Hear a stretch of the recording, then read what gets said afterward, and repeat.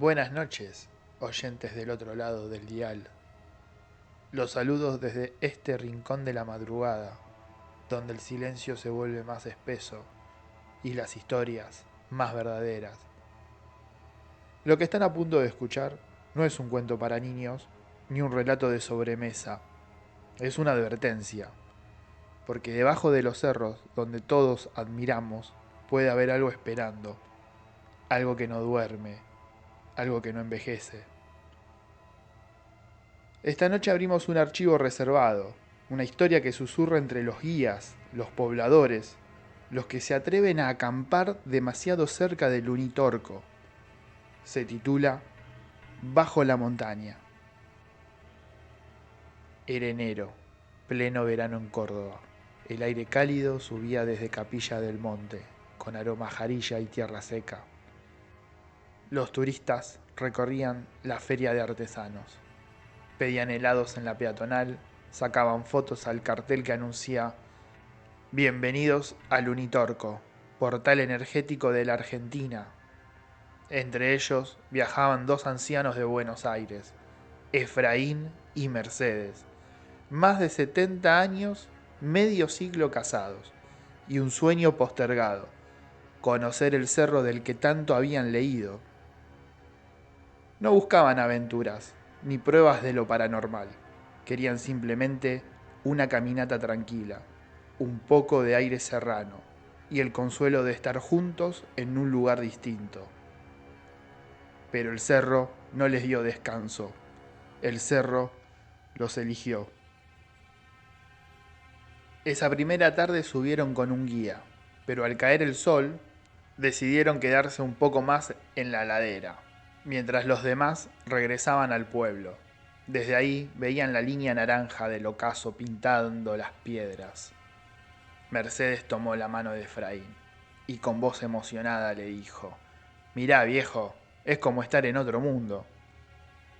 Y entonces lo vieron, una luz, una esfera blanca que emergía desde la base del Unitorco, no desde el cielo, sino desde abajo, como si la tierra misma se abriera para dejarla salir. Se movía despacio, flotando en el silencio, describiendo círculos imposibles en el aire. Efraín, que había combatido toda su vida contra la artritis, se incorporó sin dolor, como si la visión le hubiera devuelto la fuerza. Mercedes sintió que el aire vibraba, como un zumbido apenas perceptible en el pecho. La luz giró 3 veces sobre ellos, y después se hundió de nuevo en el suelo, desapareciendo entre las entrañas del cerro Unitorco.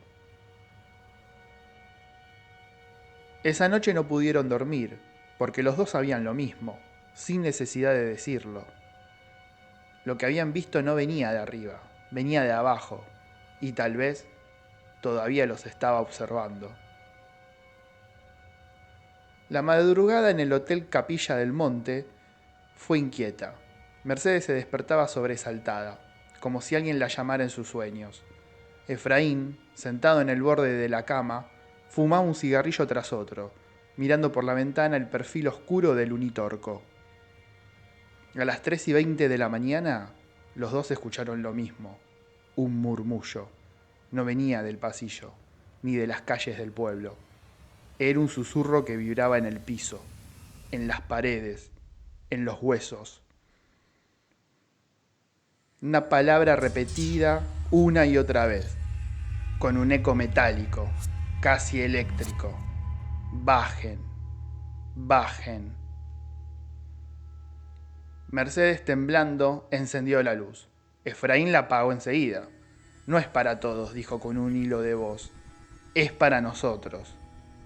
Al amanecer, trataron de convencerse de que habían tenido un sueño compartido, pero al salir a caminar por la plaza de Capilla, descubrieron algo extraño.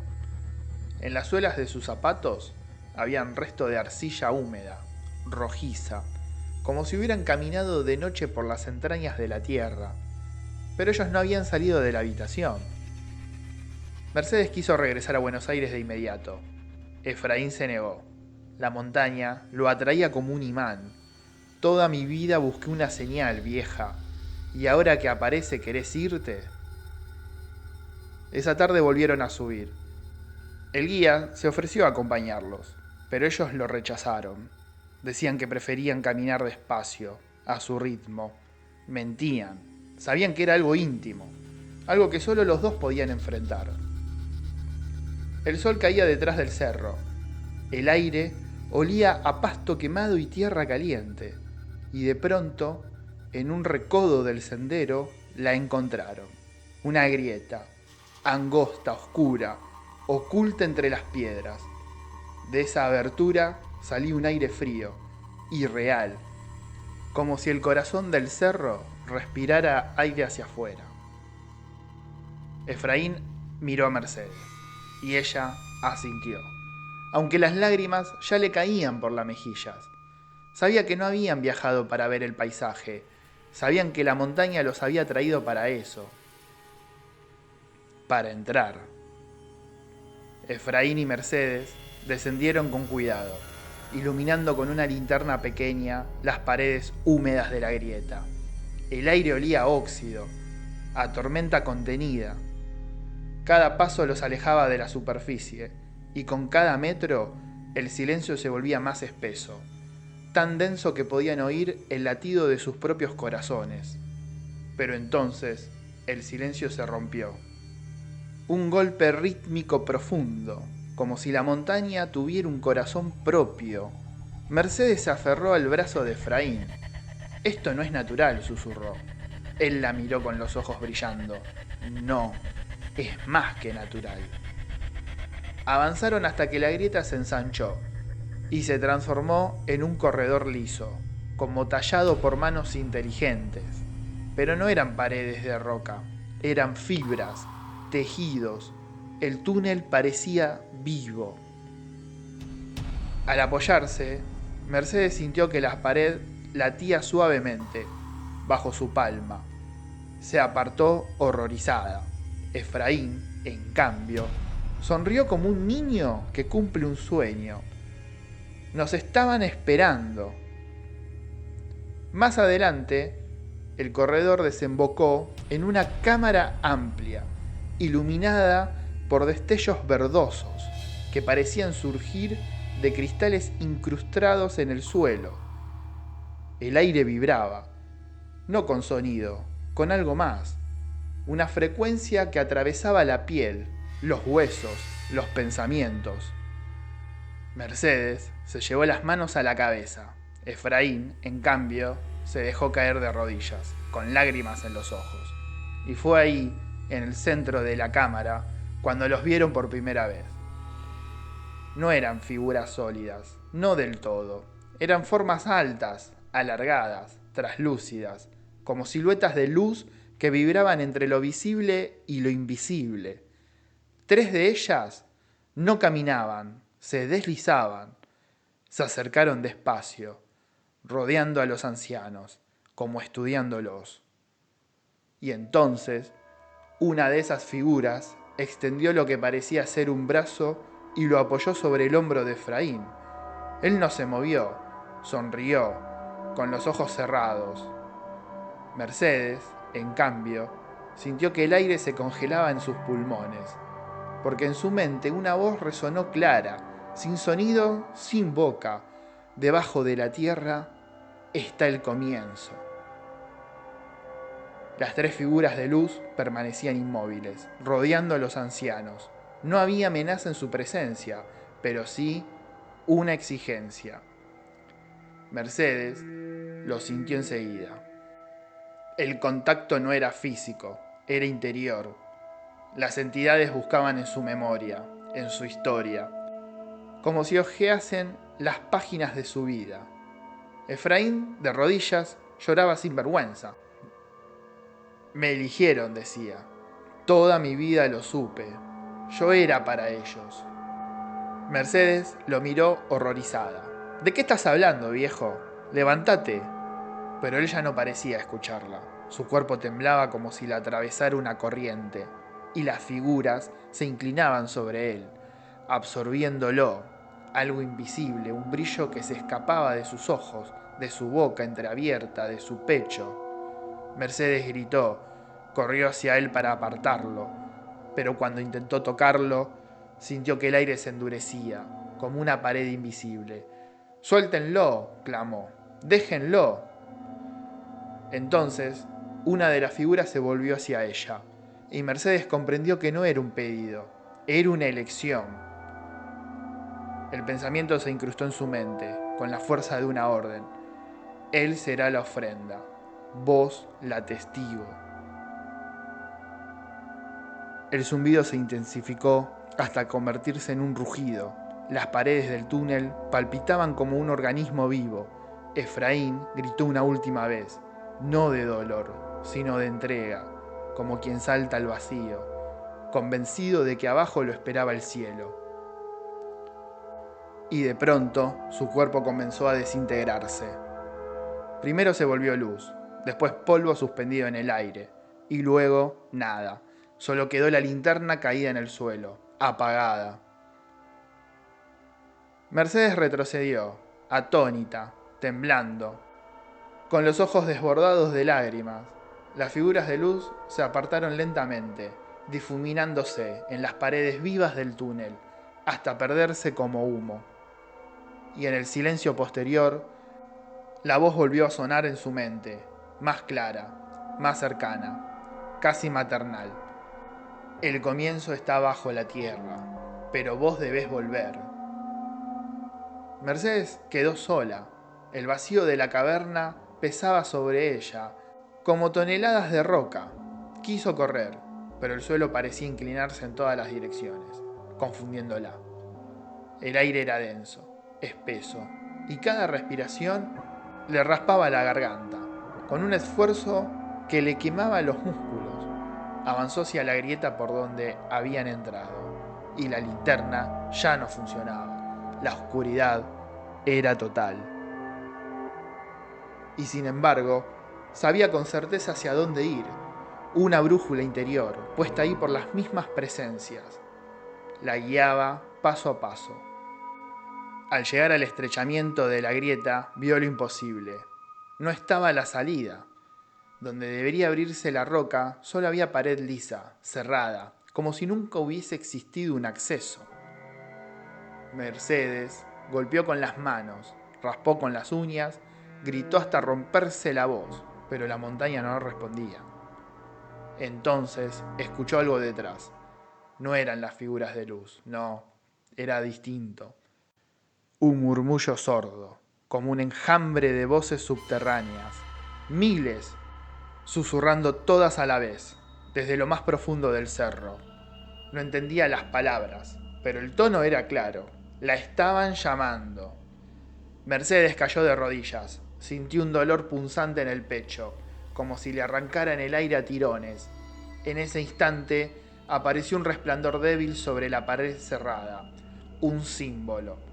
Una marca incandescente, parecida a un círculo atravesado por líneas. La misma forma que Efraín solía dibujar en sus cuadernos, cuando hablaba de señales. El resplandor se apagó lentamente, y con él las voces también. Mercedes quedó en silencio, con las manos ensangrentadas de tanto golpear la roca, con la garganta rota de gritar. Se desplomó en el suelo, y justo antes de perder la conciencia, oyó una frase susurrada, pegada al oído, como si alguien muy humano se inclinara sobre ella. Ya no hay regreso. Ahora sos parte de la montaña. Mercedes despertó. No sabía cuánto tiempo había pasado. El cuerpo le dolía, las manos estaban cubiertas de polvo y sangre seca. Pero ya no estaba sola. A su alrededor, en la penumbra, vio siluetas humanas. Eran hombres y mujeres de distintas edades, sentados contra las paredes vivas del túnel, con los ojos vacíos mirando a la nada. Cuando uno de ellos la vio, sonrió débilmente. Un hombre joven, pálido, con barba crecida. «Llegaste», susurró. «¿Dónde? ¿Dónde estoy?», preguntó ella con voz quebrada. El hombre señaló hacia arriba, hacia la roca que se perdía en la oscuridad. «Estás bajo la montaña, como todos nosotros». Mercedes se arrastró hacia él. desesperada. ¿Qué significa esto? ¿Quiénes son ustedes? Otra mujer, mayor, habló desde un rincón. Somos los que escuchamos el llamado y nunca volvimos. Mercedes miró alrededor con incredulidad. Había al menos una docena de personas. Algunos parecían turistas, otros lugareños. Nadie hablaba mucho, solo esperaban. ¿Esperan qué?, preguntó Mercedes. El joven la miró fijamente con una tristeza infinita en los ojos. Esperamos que nos elijan. En ese instante, la caverna se iluminó con un destello verdoso. Las paredes palpitaron, y de ellas surgieron nuevamente las figuras de luz. Los otros se pusieron de pie al unísono, obedientes, sumisos, como ganado frente al pastor. Mercedes, en cambio, sintió que la piel se le helaba. Las entidades flotaban lentamente, observando a cada humano, y al pasar frente a ella, la voz volvió a resonar en su mente. Todavía no. Vos sos testigo. Las figuras se desvanecieron otra vez, y los humanos regresaron a sus lugares sin una palabra, como muñecos agotados. Mercedes cerró los ojos, temblando. Comprendía al fin que estaba atrapada en un ciclo que llevaba años, quizás siglos. Bajo el unitorco, otros esperaban antes que ella, y otros esperarían después. Todos partes de un ritual que la montaña escondía. Mercedes no podía dormir. El aire subterráneo era denso, húmedo, y cargaba un aroma metálico, como sangre vieja. A su lado, los demás esperaban en silencio. El joven barbudo, la mujer mayor y tantas otras figuras inmóviles, cansadas de luchar, resignadas al destino. Pero Mercedes no era de las que se resignaban, no después de haber visto a Efraín entregarse, desintegrarse frente a estos seres. Se levantó con esfuerzo y comenzó a caminar por la galería. Las paredes latían levemente, como si advirtieran su intento.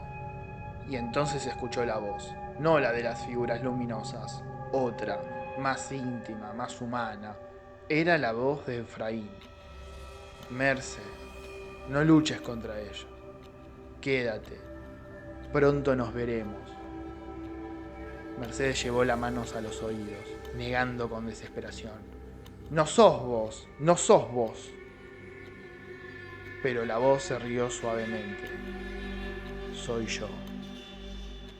Estoy en todas partes ahora. Estoy en la montaña. La mujer mayor la observaba desde su rincón. Es así con todos nosotros, dijo con un hilo de voz.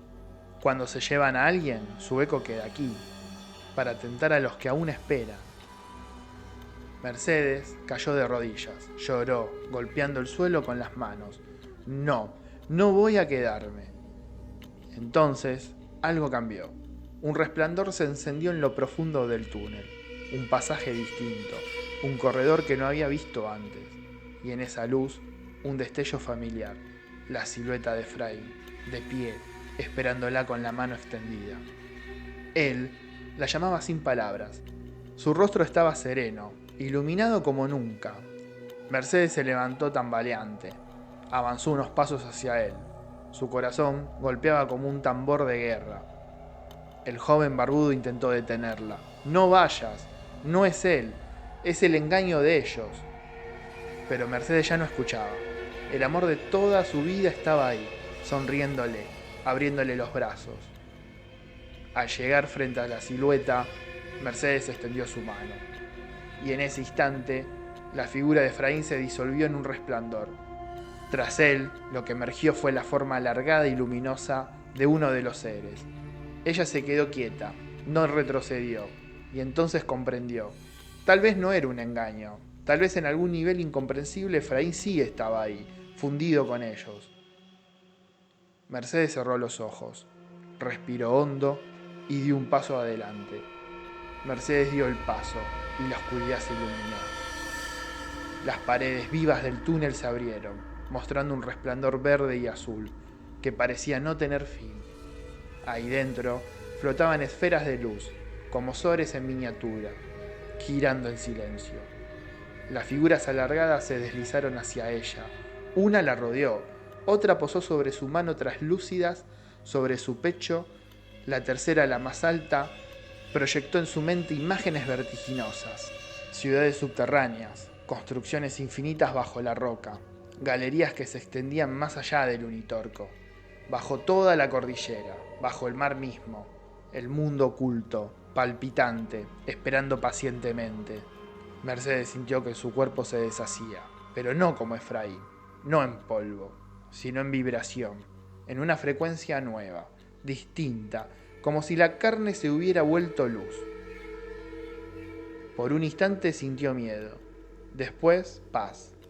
La mujer mayor, el joven barbudo y los demás que esperaban observaron con asombro. No todos eran elegidos, algunos nunca lo serían. Pero Mercedes sí. Su figura se elevó unos centímetros del suelo, bañada en un resplandor intenso, y en su mente la voz que antes la había aterrorizado. Ahora sonaba como un canto de bebé. Ya no sos testigo, ahora sos parte. El resplandor se cerró sobre ella. El túnel volvió a oscurecerse y Mercedes desapareció, dejando solo el eco de su nombre, rebotando en las paredes de piedra. Los demás quedaron inmóviles, silenciosos, esperando, porque bajo la montaña el ciclo nunca termina. Siempre habrá otros que escuchen el llamado, siempre habrá testigos, siempre habrá ofrendas. Y en la superficie, allá en Capilla del Monte, nadie supo nunca que fue de aquella pareja de ancianos que una tarde subió el Unitorco y jamás volvió a bajar. Bajo la montaña, ellos siguen esperando. Así terminamos por esta noche. Apaguen las luces, escuchen el silencio y recuerden, no todo lo que duerme bajo la tierra está muerto.